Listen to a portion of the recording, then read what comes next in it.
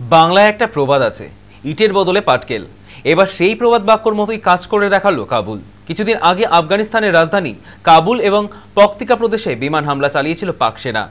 তারই বদলা হিসাবে এবার পাকিস্তানের খাইবার পাখতুনখোয়ার একটি পুলিশ প্রশিক্ষণ কেন্দ্রে আক্রমণ করল বিদ্রোহী গোষ্ঠী তেহরিক-ই-তালিবান পাকিস্তান। ফিদায় হামলায় এখনো পর্যন্ত অন্তত 13 জনের মৃত্যুর খবর পাওয়া গিয়েছে। শুক্রবার রাতে খাইবার পাখতুনখোয়া প্রদেশের ডেরা ইসমাইল খান জেলার রাত্তা কুলাচি পুলিশ প্রশিক্ষণ কেন্দ্রে আত্মঘাতী হামলা চালায় টিটিপি।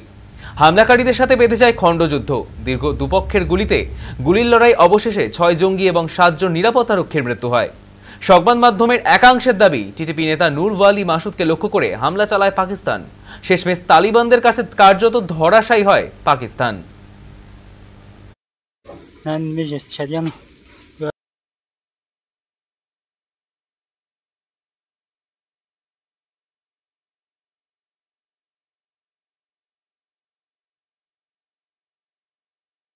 لله الحمد.